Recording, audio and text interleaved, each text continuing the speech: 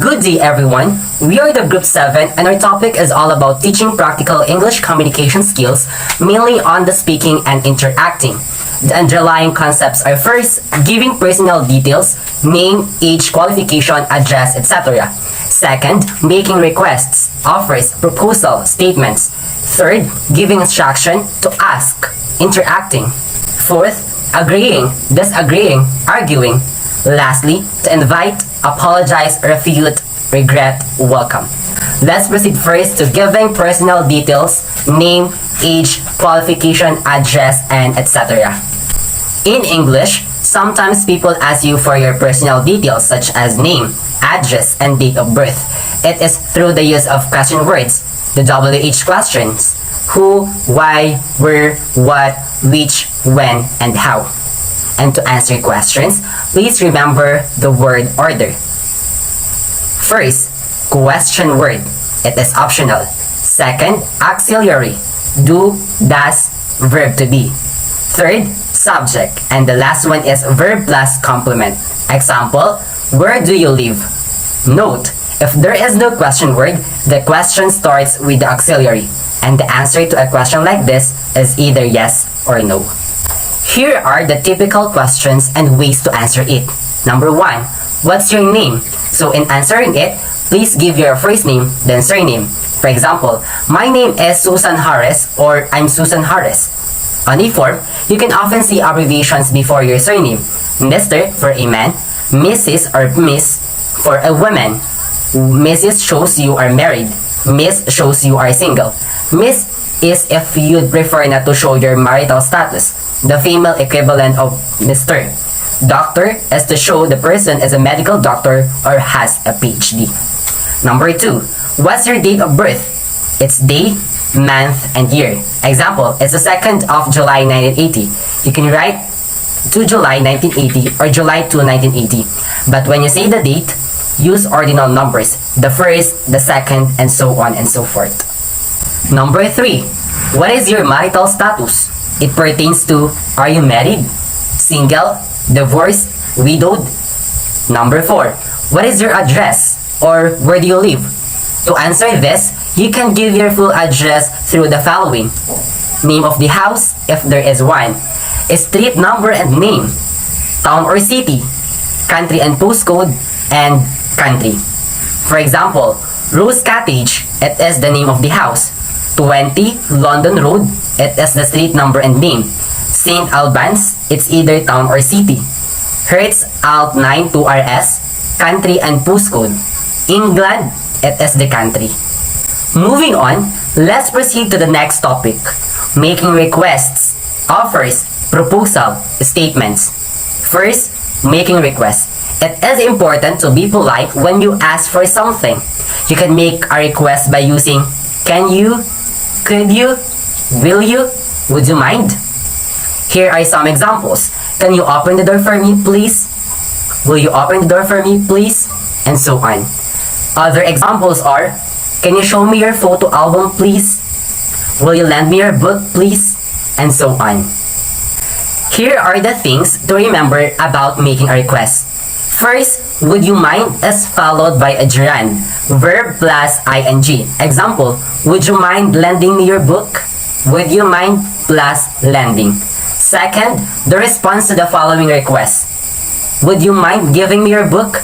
Your answer is either no, I don't mind, which is pertaining to a positive response to the request. It means that you accept to lend you my book. Or yes, which is a negative response to the request. It means that I don't want to lend you my book. Lastly, could is more polite than can. Next, making offers. It is common that English speakers make offers in conversations in order to be polite and helpful. When they do so, they use these expressions, can I, shall I, would you like, how about? Examples, can I help you? Shall I open the window for you? Would you like another cup of coffee? Would you like me to clean the board? How about the juice? Here are the things to remember. First, shall, can, and will are followed by the verb without to. Example, can I help you? Shall I bring you the mobile phone? Second, shall is more formal than can. And lastly, would you like is followed either by a noun or by the verb with to. Example, would you like some tea? Would you like to drink some coffee? Next, formal suggestions or proposals. So the proposal outlines the plan of the implementing organization about the project, giving extensive information about the intention for implementing it, the ways to manage it, and the results to be delivered from it. So if you're in a meeting with some important clients or with other important members of your company, then you will want to try and use formal language. So you will remember that it is important to understand who is attending your meeting and make sure that you adjust your English accordingly. So in most cases, it is better to be a little more formal than less formal. So let's take a look at the following formal expressions for making a proposal. I propose that we, I suggest that we, I advise we or you, I would recommend if we, I put forward that we. Next is statements. So what is a statement? So a statement is expressing a fact, idea, or opinion. Statements do not ask questions, make requests, or give commands. They are also not exclamations. So for example, I think that this film is the best one in the series. The second example, Mount Everest is the tallest mountain in the world. So now we will be tackling about giving instructions. But before that, we will discuss first about asking for instructions. So asking for instruction means that you are asking for a help or something that you need to know about how to do a certain thing. So for example is, how do you do this, or how do I do that? What is the best way to, let's say, what's the best way to calm yourself? How do I go about it? What do you suggest? For example is, what do you suggest in planning an occasion? How do you suggest I proceed? And what is the first step? So for example is, what is the first step for the enrollment? So now we will be moving on to the sequencing of giving instructions. So the sequence in giving instructions are first, then, next, and lastly. So for example, is giving instructions about making a coffee. First, you need to buy your coffee and then you need to boil some water. Next, put the coffee inside the cup and add some water. And lastly, enjoy your coffee. So as a teacher, we can also use the sequencing in giving instructions about doing an activity. So like for example, is asking your students to do the outlining of some topics. So the instructions will be, first, look for a topic that interests you or the topic that you like. Then search or Google about this topic. Next is filter the key points of this topic. Lastly, finalize your topic and submit it to me.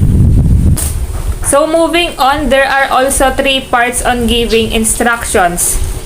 These are starting out, continuing, and finishing. So in starting out, you will be starting to give some instructions. Example of it are before you begin. So let's say, before you begin outlining your topic, you have to look for a good topic first. We also have the first thing you do is, I would start by, and the best place to begin is, and so on. So the next part is the continuing. So here you will be continuing with the instructions you are giving. The following examples are, after that, the next step is to, or the next thing you do is, once you've done that, then, when you finish that, then, and to begin with. So the last part on giving instructions is the finishing. So for example, is the last step or the last thing you do is in the end, when you finish, when you complete all the steps, and so on and so forth. So putting these 3 parts into one concept, let's say you will give an instruction about replacing a light bulb. So the first thing you do is turn off the electricity.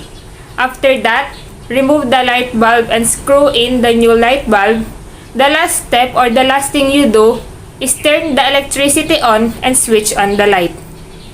The way people agree or disagree in an argument or discussion varies in different languages. In agreeing, it is worthwhile saying that silence is not understood as agreement. If you agree with an opinion or an idea, you are expected to say so. We may use the following expressions to express that we are agreeing about something. First, absolutely, definitely, and of course. These words express a strong agreement in another person. For example, do you think learning English is very important?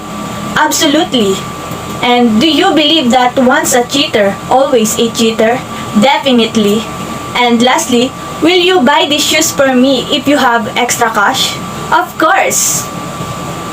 And we can also use the simple phrase, I also think so, to show that we completely agree with someone. For instance, someone says, the sky is cloudy, I think we better bring umbrellas to avoid getting wet if the rain falls. You may respond, I also think so. However, we use, I agree with you 100% or I agree with you entirely when we want to express complete agreement with someone. For example, I'd rather spend money on food than on alcohol. And you may answer, I agree with you 100%. Next, in the phrase, you can say that again, it shows a very strong agreement. Usually, people don't take this phrase literally or word for word and don't actually repeat what they just said. Example, nothing beats loving yourself first more than anyone else. And you can say that again. Next, when the phrase, that's so true, we may use it in responding in the statement like this. Going to the gym always keeps me energized and alive all the time.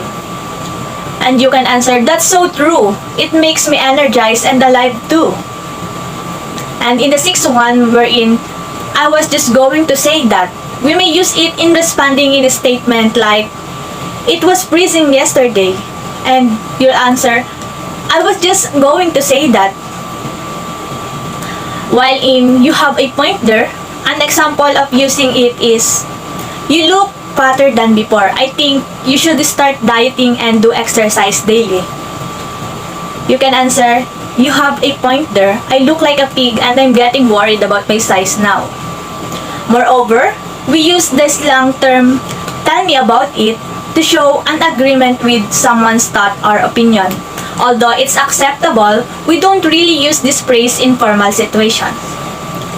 Example, the COVID-19 pandemic is really affecting businesses globally.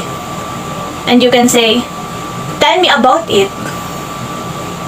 Or, I wish I could find a job that pays a higher salary and start my dream business.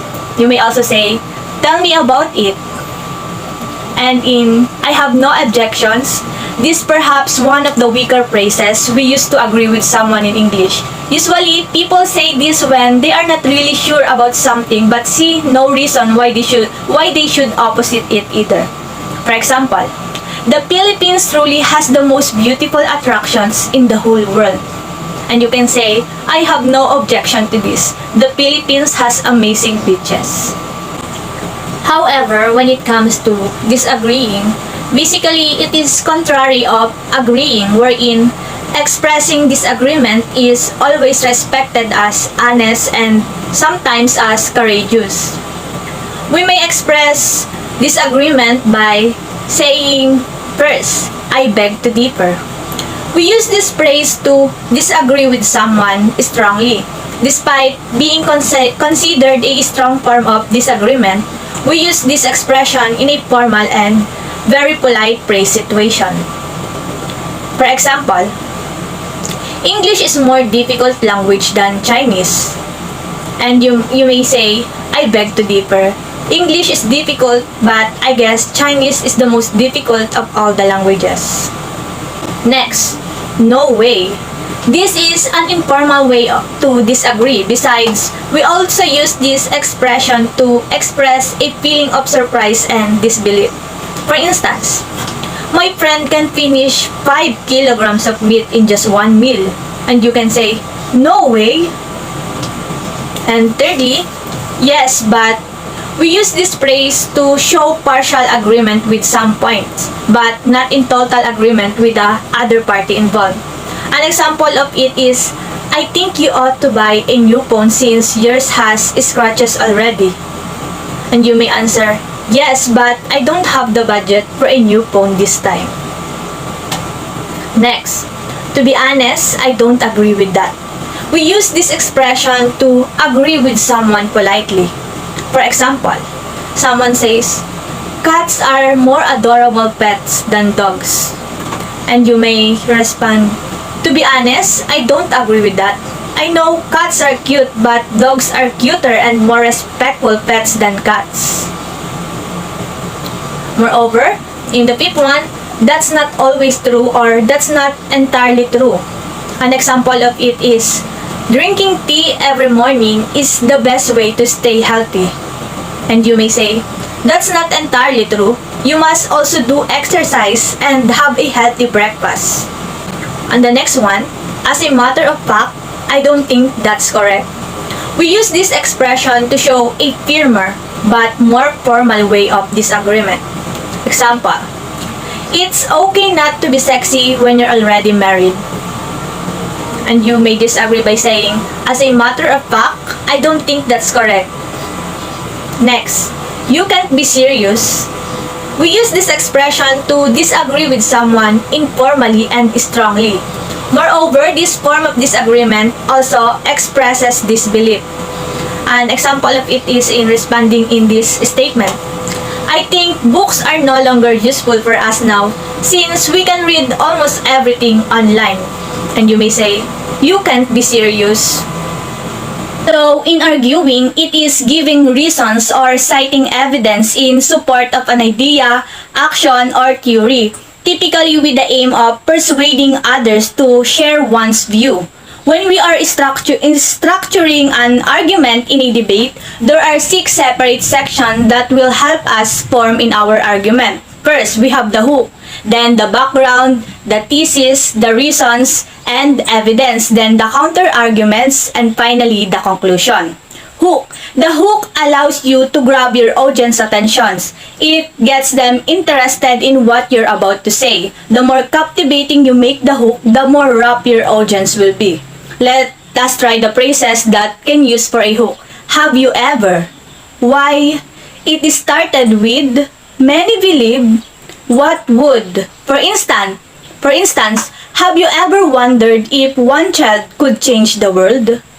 Next is the background. The background sets up the scene for our audience. It gives them a frame of reference and a lens through which they can understand the context of our upcoming argument.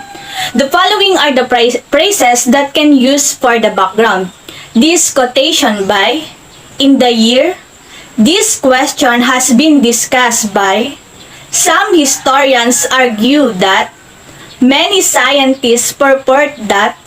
For example, this question has been discussed by some of the greatest minds of humanity. Proceeding to the third one, thesis. So now that we've hooked the audience and established the context, we may provide our thesis statement. The thesis is our main argument. It's the main point we're trying to make. This is the claim we're making that we're going to be backing up.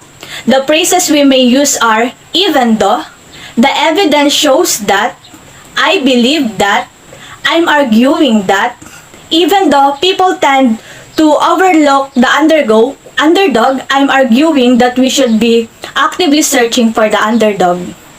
And after that, we will now go to the reasons and evidence. An argument is incomplete without reasons and evidence. So we need to substantiate our claim. The evidence bolsters or strengthens our arguments by giving it legs to stand on. It's not just who thinks this, We have good reason to think this because there is research and evidence to support this. We can use statistics, numbers, as well as facts to support our thesis. A good rule of thumb is to have 3 reasons or evidence to support our thesis. We might not use all 3 but have at least 3 that we can use. Let's look at the phrases that can use for the background. First of all, this is also supported by another reason for example, like this is also supported by the research done by the medical faculty of the University of Pennsylvania from 2020. After giving reasons and evidence, we will proceed to counter-arguments. A good debate shows the other side of the argument as well. This is important because it shows that we've done our homework, meaning the research, wherein we know what the counterclaim is and can speak to it. Moreover, because we know the other side of the debate, we can even disagree with it and back up with facts. The phrases that we can use for the counter-arguments are, yet some people argue that, on the other hand, is it true that, then however or but, granted.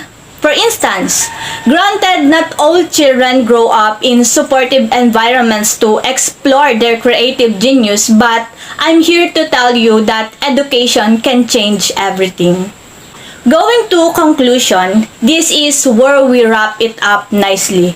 It gives us a chance to summarize our main point so that it can leave a lasting impression on the audience. We may use phrases like ultimately, in conclusion, finally, in the long run, in summary. For example, ultimately, if we can establish a foothold on Mars, it proves there is no limit to what we can achieve in space.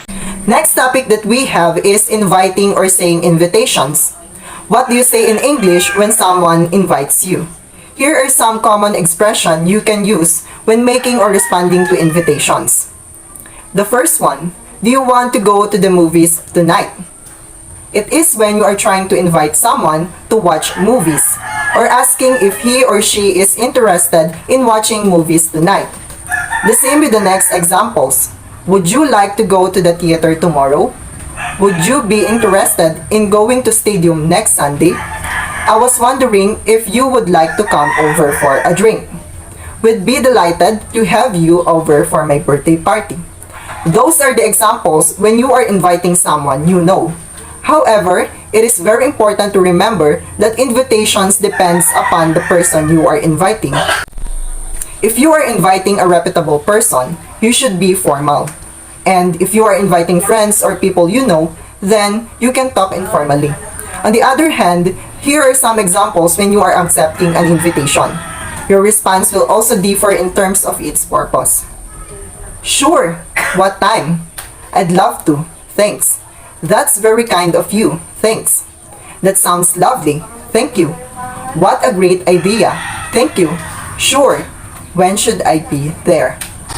A sincere and effective apology is one that communicates genuine empathy, remorse, and regret, as well as a promise to learn from your mistakes.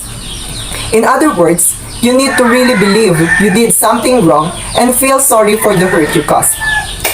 To apologize is to tell someone that you are sorry for having done something that has caused him inconvenience or unhappiness. So here are the examples of making apologies. I must apologize to Isabel for my late arrival. I'd like to apologize for my troublemaking. Trains may be subject to delay on the Northern Line. We apologize for any inconvenience caused. When we are apologizing, we must remember that we must show that we are sincere of what we are saying. More than that, we should admit our mistakes and make them feel that it won't happen again. So here are some expressions you can use to make and respond to apologies. Next is refute. Refute is an important language functions in English. It proves that someone else is wrong about something. Often, speakers of English will concede a point only to refute a larger issue. Here are the examples. It is true that working can be tedious. However, without a job, you won't be able to pay the bills. Here, as you can notice, the first statement is an assumption, while the second statement is refuting the point. The same goes with the second example. While you might say that the weather has been really bad this winter, it is important to remember that we needed lots of snow in the mountains. On the other hand, it is important to learn I can and I can't in English. It is common to concede and refute at work when discussing strategy or brainstorming. Conceding and refuting are also very common in all types of debates, including political and social issues. When trying to make your point, it is a good idea to first frame the argument. Next, concede a point if applicable. Finally, refute a larger issue. I will discuss all of them to you one by one. So the first step is framing an issue. You need to begin by introducing a general belief that you would like to refute. You can use general statements or speak about specific people that you would like to refute. Here are some formulas to help you frame the issue. Person or institution to be refuted, plus feel, think, believe, insist, that, plus opinion to be refuted. For example, Peter insists that we haven't invested enough in research and development. Peter here is the person to be refuted, and he insisted that they haven't invested enough, while the opinion to be refuted is the research and development. The second step is refuting the point. Now it's time to make your point. If you have used a subordinator, while, although, and etc., use your best argument to finish the sentence.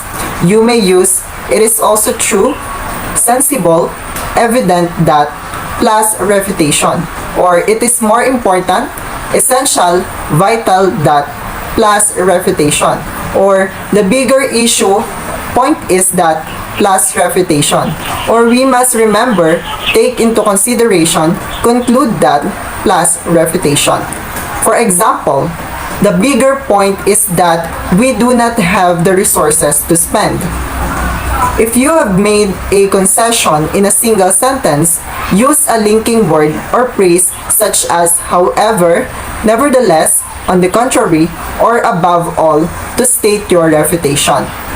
For example, however, we currently do not have that capacity. The last step is about making your point. Once you have refuted a point, continue to provide evidence to further back up your point of view.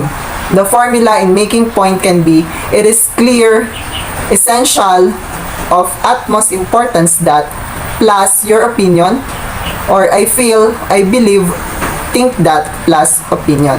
For example, it is clear that students are not expanding their minds through rote learning for tests. Next, we have regret. What should we say if we are regretting our decisions or action? Regret is a feeling of sadness, repentance, or disappointment over something that has happened or been done. So here are some useful expressions and structures to use when you want to express your regret about something that you did or did not. The first one is I wish, or if only, plus past perfect. So I wish I had come to your party. I wish I had worked harder. If only I hadn't eaten so much. If only I had driven more carefully. So the second is I should have or have not plus past participle. I should have come to your party. I should have worked harder. I shouldn't have eaten so much. I should have driven more carefully. And last is I regret plus noun or verb with ing. I regret not coming to your party. I regret not working harder. I regret eating so much. I regret leaving you alone. I regret the things I didn't do when I had the chance. So we are regretting because we missed a chance or we failed to fulfill something. Your welcome is a part of good manners in English. As you might know, English is a very polite language with a long history of manners and customs. This is especially prominent in British culture. So this is a type of polite behavior known as etiquette. It is very important to use when interacting with other English speakers. In fact, the English people are known for their politeness. So learning your manners in English is very important and can help you sound like a native speaker. So, when exactly do people say you're welcome? So we are saying you're welcome when we are responding to thank you.